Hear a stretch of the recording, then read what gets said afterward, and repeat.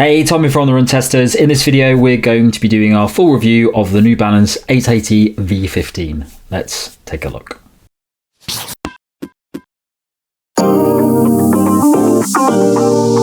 The New Balance 880 V15 costs £140 or $139.99. It weighs 275 grams or 9.7 ounces for men in the size 8, and the drop is 6 millimeters. The New Balance 880 V15 is a daily cushioned running shoe designed for eating up miles in comfort. The Fresh Foam X midsole sees an increase in stack height compared to the previous model and a redesigned geometry. The shoe aims to provide a balanced ride, a good level of support, and a smooth heel-to-toe transition. The upper uses a structured engineered mesh for comfort and breathability, while the outsole features a modest level of rubber at the front and back, with some exposed sections of the midsole foam in the centre. The shoe is also available in standard, wide and extra wide versions. Quick word on fit then, and I ran in my regular running shoe size, which is UK 8.5. Sometimes in a New Balance shoe that can come up a little bit snug. I know it did in the 1080 V14s. Other shoes I found a little bit tight as well, but in this shoe, fits like a glove. I've got loads of room here in the toe box towards the end, or a good amount of room that's, enhanced by the fact there's lots of flex in the uppers. Again, it's got what I really like, which is you hold the toe knuckles here, but there's lots of wiggle room and flex, so they feel sort of nice and hugging, but not restrictive. Easy to get a good lockdown across the midfoot from the lacing. These nice sort of balanced padded tongues help there really nicely. The big padded heel collars have helped to keep my heel nice and secure.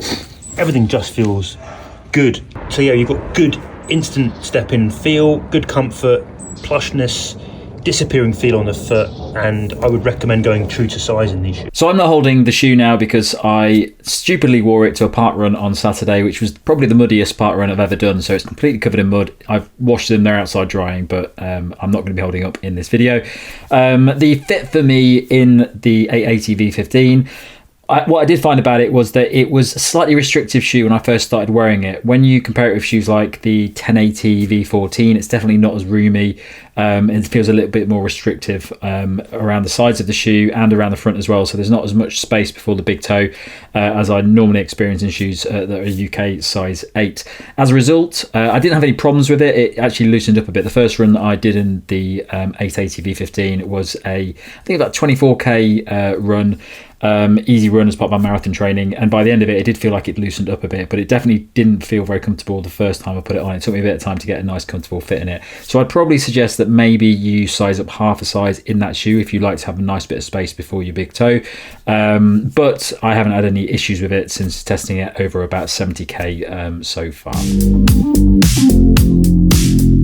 So the 880 is a funny range because it's one of those ones that has existed for quite a long time, but it's never really been one of the top level ones that people look for when they go for shoes from New Balance. It seems to be has historically been more of the cheaper option when a lot of people may be looking for something like the 1080 but want something a little bit cheaper, and it is at the moment about £20 cheaper than the 1080 V14. But there has been a few changes in the new version of the shoe, including the amount of foam that's in the midsole.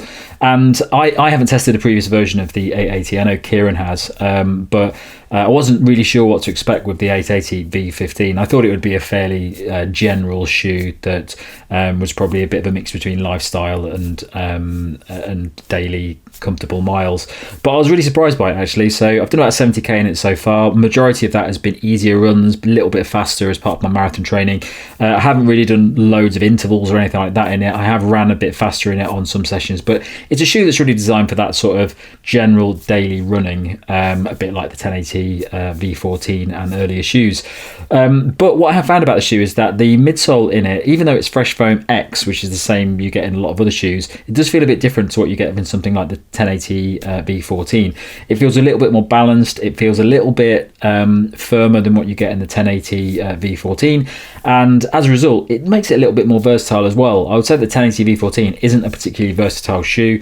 It's not as soft as some of the cushion shoes out there, but it's definitely a shoe that you would use for easy runs. I think the 880 V15 is really it's carving itself a little bit of an area in the range from New Balance as being a little bit more of a balance shoe that sits in the middle of maybe the 1080 V14 and maybe something like the Rebel or something like that, where you've got a bit more of a balanced foam that sits in the middle of those that can allow you to do a little bit more.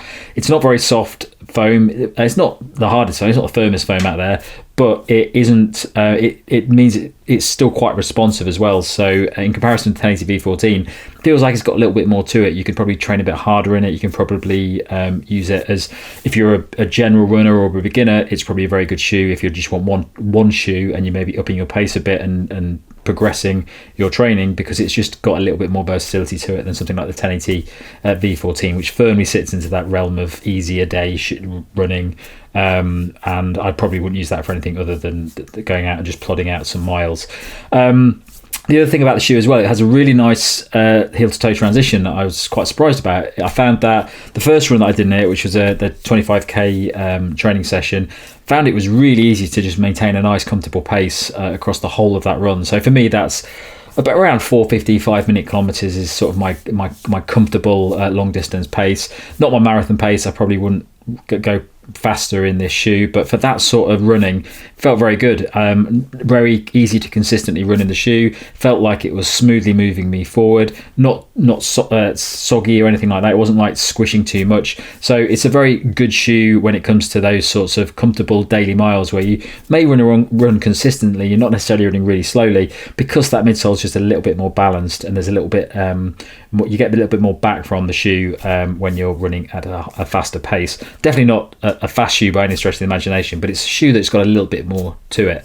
Other things I would say about the shoe is that it's definitely a shoe that feels like it's got a good bit of durability, because that midsole's a little bit firmer than what you're going to get from some of those high cushion shoes. And at 70k, I've not really seen any signs of wear or tear on the outsole as well. The outsole's pretty good. There's a good thick layer of rubber across most of the outsole. There is some exposed midsole sections, but the rubber's really thick, so it's going to take a while for you to get down through that rubber to start really touching that midsole. So I think it's a shoe that's really designed for a lot of miles. And all in all, it's just a very balanced all-round shoe that I think previously you'd probably look at the 880 as a cheaper alternative to 1080, but now I think it's probably a shoe that probably does something a little bit different than what the 1080 is doing. So very impressed with the testing of the 880 V15 so far, and definitely a shoe that I was really surprised about. In testing, I've done a lot of daily mileage in the New Balance 880 V15. That includes a steady 6 miler, really slow and easy 4.5 miler, along with a close to marathon pace 5k. I've done runs up to 90 minutes on feet as well. I think that's a huge compliment to this shoe, that I found myself grabbing it when I'm just kind of squeezing in miles, just getting out for a little bit of headspace, and I just want easy, reliable comfort or versatility in this shoe. I also recently ran in the 880 V14 just before this shoe, and I think the significant changes to the stack and the geometry here changed the ride of the shoe completely from that last gen, which was firmer, more direct. This one has oodles of cushion in a bigger stack, maybe less agile shoe, but I think on balance it's an improvement because it's not too soft and sinky. The 880 V15 has a lovely step-in comfort, instantly feels good on the foot from the moment you lace it on. Feels like it kind of belongs on the foot. I don't always get that nailed on comfort immediately from New Balance shoes. Even in my size, they can sometimes come up a bit narrow and a bit short in my usual size. The 1080 V14 did that, but this one really works with nice flexy uppers, decent amount of room in the toe box. Once you get them on, you can instantly tell it's less direct, less traditional than the 880 V14. The move to the bigger stack has swallowed another more traditional shoe. If you're a fan of the old school rides, you might rue the loss of another of that style of shoe, but that seems to be a trend. However, I don't think the 880 V14 overdoes the softness. It's softer than the 1080 V14, which also has a bit more spring to its Fresh Foam X, but I enjoyed the balance of cushion and response from that now bigger max stack in the 880. It's a soft enough but not too sinky ride that's just got some nice immediacy in the return, but it maintains a good level of road protection, a good level of stability. The extra stack of Fresh Foam X is basically dampening the road, but it avoids being clumping or slappy or big and too wobbly. Now, for a big stack shoe, it's certainly not what I'd call bouncy, but there's more energy than I got from the more traditional 880 V14. If that shoe was a bit too direct for you, the 880 V15 is a step change. We've got more between you and the ground. If you like a more connected ride of the V14 of this change might not float your boat.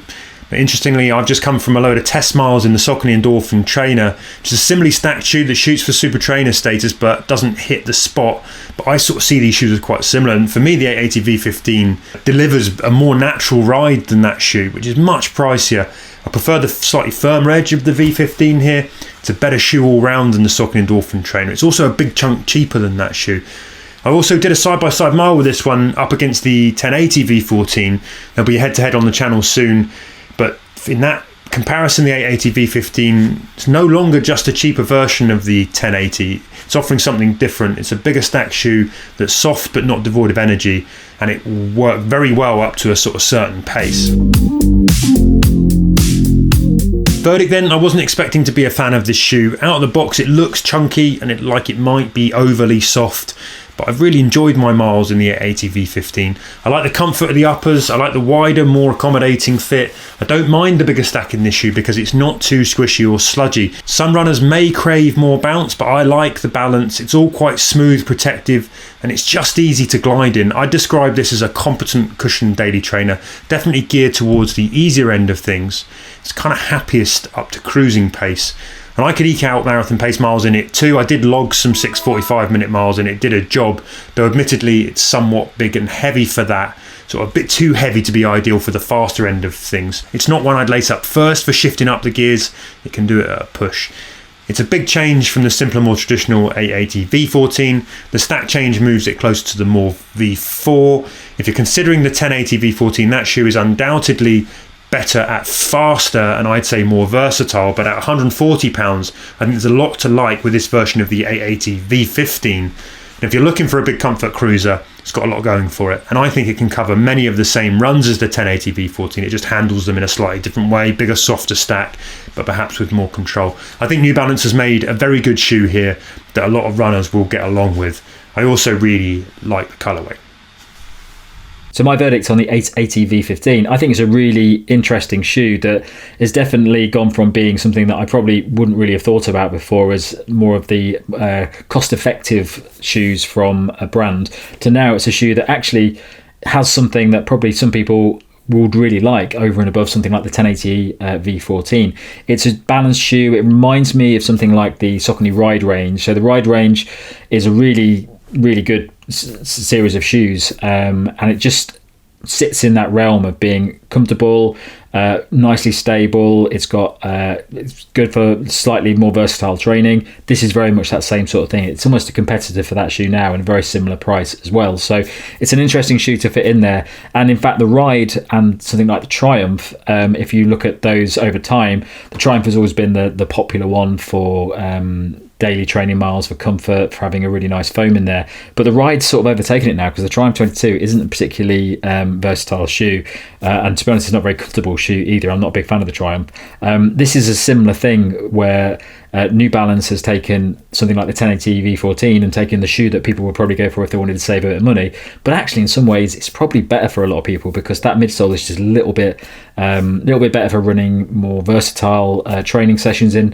Feels a little bit more nicer heel to toe transition if you're running at a consistent pace. So I think for a lot of people, this actually may be a better option than the 1080 V14 now. I certainly like it more for as a general shoe. I'd still go for the 1080 V14 if I was going all out easy day runs, because it's just a little bit softer. But I think a lot of people, especially those who probably want to do a bit more of their training, maybe want one pair of shoes to do lots of different types of running, it's probably a better option. You're saving yourself £20 in the UK if you're getting the 880 V15. So really solid shoe. I'm really impressed with it, and wasn't expecting to based on my knowledge of the 880 range in the past. So definitely worth looking at if you want a versatile daily trainer that skews more towards the easier runs, but you can do a bit more in it, and also really stable as well, which is a nice bonus for a fairly high stack cushion shoe. That's it from us on this full review of the 880 V15 from New Balance. Thanks a lot for watching. Don't forget to like, subscribe and click that little bell, and if you go into the caption below, you can find a link to our podcast, which comes out a couple of times each month. Thanks a lot for watching. Catch you next time.